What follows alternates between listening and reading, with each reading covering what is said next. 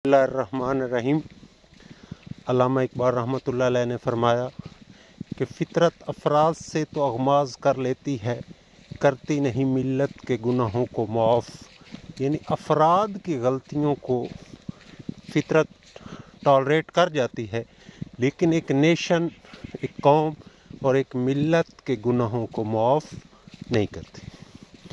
जब पाकिस्तान के साथ एक ट्रेजेडी थी कि यहाँ लोग अमीर परस्त हैं, सरमाया परस्त हैं। यही वजह है कि पाकिस्तान की पॉलिटिक्स में एक रुझान था कि उमरा लोग बड़ी बड़ी गाड़ियाँ लेकर बड़े लाव लश्कर के साथ जब हल्के में वारिद होते थे तो लोग वेलकम करते थे और उनकी खुशामद होती थी। दरबारी बनने में फ़ख्र महसूस किया जाता था और उनको वेलकम किया जाता था। लेकिन ये कौम की तरफ पहला सफ़र है। कैसे सफ़र है? इस दफ़ा भी सरमायादार नज़र आए और 10-10 उनके साथ वीगो डाले थे, लेकिन कौम में एक चेंज आई। और वो चेंज जो मैं अक्सर कहता हूँ, मुझे जमहूरियत में से इख्तलाफ है, लेकिन सिर्फ ये इख्तलाफ है कि कभी भी इलीट क्लास को हमारी नुमाइंदगी का हक हासिल नहीं है। ठीक है, यानी वो एक बुज़ुर्ग के बारे में कहा जाता है कि उनकी टांग टूटी थी और उन्होंने ये कंडीशन लगा दी कि मुझे वही मेरी आदत के लिए आए जिसकी अपनी टांग टूटी हुई। ये कैसे समझ सकते हैं कि हमारे मसाइल क्या हैं, हमारे बच्चों के मसाइल क्या हैं, हमारे एजुकेशन सिस्टम के मसाइल क्या हैं? क्योंकि ये यूरोप वाला निज़ाम तालीम, A level, O level, Cambridge system, ये इनकी सेपरेट इदारे हैं और ये वो इदारे हैं जिनको हम कभी विज़िट भी नहीं कर सकते। और सोचना दरकिनार, लोग इस पर बिल्कुल यानी इससे इग्नोरेंट हैं कि इनका निज़ाम तालीम क्या है, एचईसन में क्या होता है, ये इदारे कैसे चल रहे हैं। तो चूँकि हमारा निज़ाम तालीम गवर्नमेंट स्कूल या ये गलियों महलों वाले स्कूल हैं, लिहाजा ये हाउ इट इज़ पॉसिबल कि ये उस निज़ाम तालीम को बेहतर करने की जाकर बात करेंगे। इस निज़ाम को बेहतर करने की बात है कोई मेरे जैसा भाई जिसके बच्चे टाट स्कूल पर पढ़ कर आते हैं, जिसके बच्चे टूटे हुए बेंचों पर बैठते हैं, जिसके बच्चे उस स्कूल में जाते हैं जिसमें सारी सीटें खाली हैं और इक्का दुक्का टीचर मौजूद है। हॉस्पिटल, ये महंगे तरीन डॉक्टर्स के पास, बल्कि ये पाकिस्तान में तो ट्रीटमेंट करवाना अपनी तौहीन समझते हैं। हाउ इट इज़ पॉसिबल कि ये इन हॉस्पिटल्स की कंडीशन बेहतर करें जहाँ हम लाइन में लगते हैं, जहाँ हॉस्पिटल्स में पैनाडोल की गोली भी नहीं होती, वगैरह वगैरह। कैसे बसों में सफ़र किया जाता है, कैसे वैन में हमें भेड़ बकरियों की तरह घुसेड़ा जाता है, किस तरह दफ्तरों में हमारे साथ बदतमीज़ी की जाती है, कैसे क्लर्क जो है वो पहले हमें हमारे काम को माउंट एवरेस्ट बनाकर किस तरह हमें जलील करके हमसे रिश्वत लेता है। ये इनके टॉपिक्स नहीं होते। और जिसने, वो एक बहुत बड़े फ़िलासफ़र ने कहा है कि जिसने सर्दी खिड़कियों से देखी हो, सर्दी की तलखी किताबों में पढ़ी हो, उसके लिए मुमकिन नहीं है कि वो हकीकी सर्दी से जो सफ़र कर रहा है उसकी वकालत करे। तो ये हमारी कौम के साथ बड़ा अलमिया था, बड़ी ट्रेजेडी थी कि ये खुद गरीब हैं, लेकिन ये अमीरों के प्रस्तार थे। अमीरों की महफिल, इनको इन्होंने अलकाब दे रखे थे, सरदार साहब, मखदूम ज़ादा, सरदार ज़ादा, रईस साहब, मियाँ साहब, वगैरह वगैरह इस किस्म की बकवासियात। ये गुरबान है और ज़हरी बात है कि वो इक़्तिदार किसे नहीं भाता। तो ये नहीं, हमारे रिप्रेजेंटेटिव वो क्लास थी जिसका हमारे मामलात से 1% भी ताल्लुक़ नहीं। अच्छा, इस इलेक्शन में एक मैंने देखा, बिलखसूस फैसलाबाद में मैंने देखा कि बाज़ बिल्कुल कॉमन मैन, जैसे मैं जानता हूँ चंगेज़ खान काकड़, कोई उनका पॉलिटिकल बैकग्राउंड नहीं है, एक अच्छे लायर हैं और उन्होंने आबिद शेर अली को शिकस्त दी, कोई कंपेन नहीं की, बस सिंपल इश्तिहार वगैरह लगा। तो ये बड़ी चेंज है जब कॉमन मैन खड़ा होगा और वो इन चौधरियों को नज़रिए की बुनियाद, मतलब इस दफ़ा कोई कंपेन नहीं हो सकी। मतलब एक तो टाइम थोड़ा था, एक लोग सस्पेंस में थे, पता नहीं इलेक्शन होंगे या नहीं, तो इस दफ़ा लोगों ने नज़रिए की बुनियाद पर वोट दी। अभी तक भी वो उमरा परस्त तबका मौजूद है, लेकिन ये एक तरक्की की तरफ पहला सफ़र है कि इस दफ़ा लोगों ने नज़रिए की बुनियाद पर वोट दिया और वो लोग भी कामयाब हुए हैं बाज़ कंस्टिट्यूएंसीज़ से जो इतने स्टेबल नहीं थे। तो इस तरह जब कौम नज़रिए पर शिफ्ट हो जाएगी तो फिर कॉमन मैन खड़ा होगा, मिडिल क्लास के लोग खड़े होंगे जो सिंपली इश्तिहार कम अज़ कम सिर्फ लगा सकेंगे और उनके पास बेशक गाड़ियाँ ना भी होंगी, तो उन्हें यकीन होगा कि कौम हमें वोट देगी। तो ये जमहूरियत फिर समरावर है, ये फ़ायदा मंद होगी इस जमहूरियत।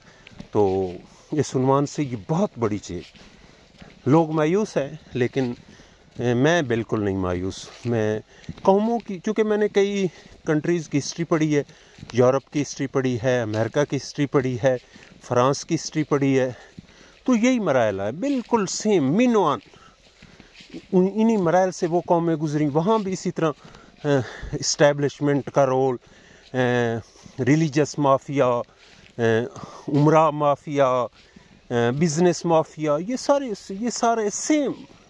आप बल्कि महसूस करेंगे कि वो पहले गुजर गए, अब हमारी बारी है। तो ये बहुत खुश आइंद कदम है और हमें अल्लाह ताला इस पर मज़ीद साबित कदम रखे। मसलन मुझे बहुत खुशी हुई कि लोगों ने इस दफ़ा नज़रिए की बुनियाद पर, मसलन मैं ये कंस्टिट्यूएंसी चनियोट वाली है, उसमें मैं हैरान रह गया कि MNA परमार खालिद राय, वो ही इज़ कॉमन मैन, और यानी आप इमेजिन करें कि वो उसको टिकट मिली और वो कोई उसके पास इतने ज़्यादा वसाइल भी नहीं थे, लोगों को वो जानता भी नहीं था, लेकिन लोगों ने उनको बहुत वार्म वेलकम किया। मेरे दोस्त भी हैं और बेटे भी हैं और मेरे स्टूडेंट भी हैं, इजाज़ अब्बास रजोका, तो उन्होंने मुझे बहुत खुशी हुई कि उन्होंने दोनों कैंडिडेट्स को, PTI के कैंडिडेट्स को बुलाकर एक बहुत बड़ा इज्तिमा किया और उनको खाना दिया और उन्होंने कहा कि बस हमें आपसे सिर्फ ये चाहिए कि आप साबित कदमी के साथ अपने नज़रिए पर कायम रहें। तो उन्होंने फिर अपने उस पोलिंग स्टेशन से उनको जितवाया भी। तो इसी तरह इदलाना में मैं, क्योंकि मेजॉरिटी मेरी स्टूडेंट्स हैं, बुनियादी तौर पर मतलब इदलाना में जो कैंडिडेट थे मोहम्मद हुसैन जप्पा साहब, उनकी फैमिली के दीगर फैमिलीज़ के साथ पर्सनल क्लैशेस हैं। मतलब आम हालात में वो पॉलिटिकली बहुत कमज़ोर हैं और उनका दूसरा ग्रुप मार दिलावर जप्पा ग्रुप, वो अक्सर उनसे गांव लेवल पर विन कर जाता है।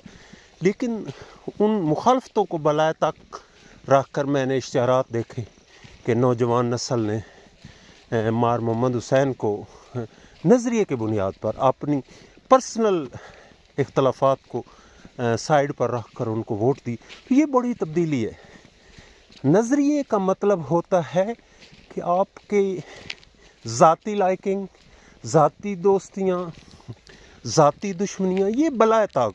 आप कौम के लिए वोट दें, इसको बैत समझकर वोट दें, नज़रिए के लिए वोट दें, फिर सफ़र मुख्तसरन हो जाएगा, फिर गरीब लोग आएंगे।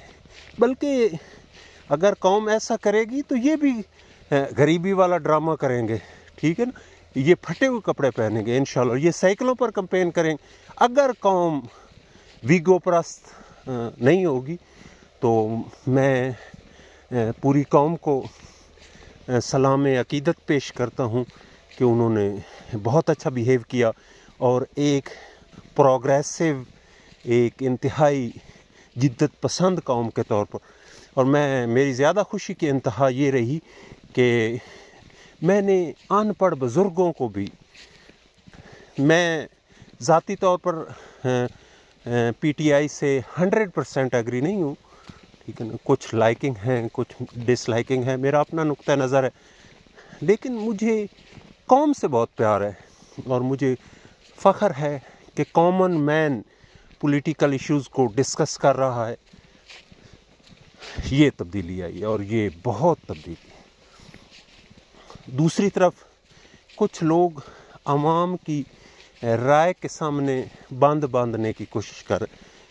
मैं एक छोटी सी साइंटिफिक अंदाज से आपको समझा सकता हूँ कि हर अमल का एक रद्द अमल होता है जो कुव्वत में बराबर लेकिन सिम्मत में मुखालिफ होता। मैं उन कुव्वतों को सिर्फ मुनीर नियाज़ी का एक मिसरा सुनाना चाहूँगा। मुनीर नियाज़ी फरमाते हैं कि अंबर तू डिग के धरती ते ग्यों खलो, अपने निक्के होवन ते जितना रो सकदा है रो। वो वक्त याद करो जब कौम आप पर फूल निछावर करती थी, जब कौम आपके लिए खाने लेकर खड़ी होती थी, जब कौम बेचैन होती थी कि हम इनसे पहले इनके सामने शहादत पेश करेंगे वगैरह वगैरह। आप लेकिन अभी भी कुछ गया नहीं। कि ये याद रखो कि जमहूरियत को नालायक और नए लोगों का डस्टबिन कहा जाता है। आपके ख्याल में, आप शायद पॉजिटिव अंदाज में कहते हैं कि हमारे ख्याल में ये सियासतदान मुल्क तोड़ देगा, ये सियासतदान मुल्क का नुकसान करेगा। यकीन माने, आप इन्हें गवर्नमेंट करने दें, आप देखेंगे कि अगले 5 सालों में ये अवाम जिस लेवल पर आ चुकी है, ये इनका कचूमर निकाल देगी। तो थोड़ा सा आप बैक फुट पर जाना ज़्यादा मुनासिब रहेगा, वरना हालात अब तसादुम की तरफ बढ़ते जा रहे हैं। हमारी पॉपुलेशन बहुत ज़्यादा होती जा रही है और कहीं ये वो न्यूटन के कानून के तहत, ये अल्लाह ना करे ऐसा हमारी मुल्क के लिए ये बहुत नुकसानदेह होगा कि ये शिद्दत पसंदी पैदा होती। जब किसी चीज़ को दबाया जाता है उसमें शिद्दत पसंदी का पहलू नुमायाँ हो जाता है। और आप इन पॉलिटिशियन को करने दें। इसकी बेहतरीन मिसाल इंडिया है।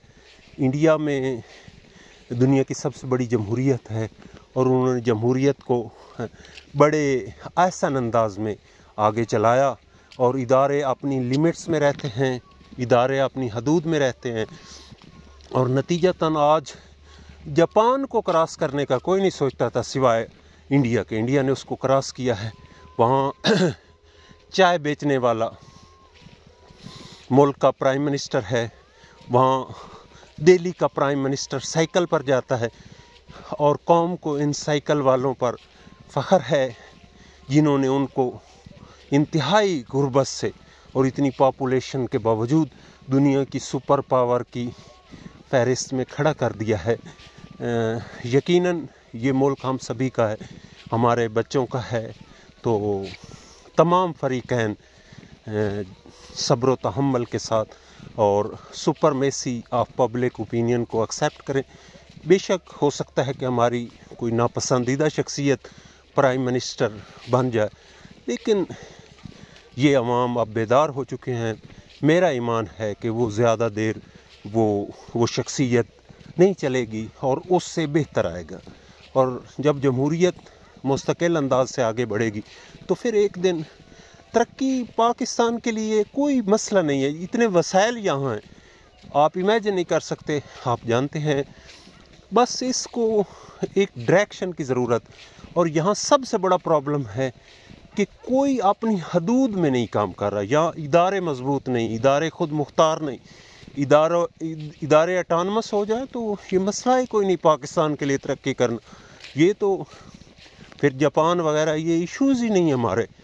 हमारा जियोग्राफी और डेमोग्राफी अमेरिका से मिलती है। हमारा तो ये कंट्रीज़ हमारी मुकाबले में ही नहीं है। तो मैं सलाम अकीदत पेश करता हूँ कौम को। ये बहुत बड़ी बेदारी है और नज़रिया होना ये बहुत कमाल की बात है।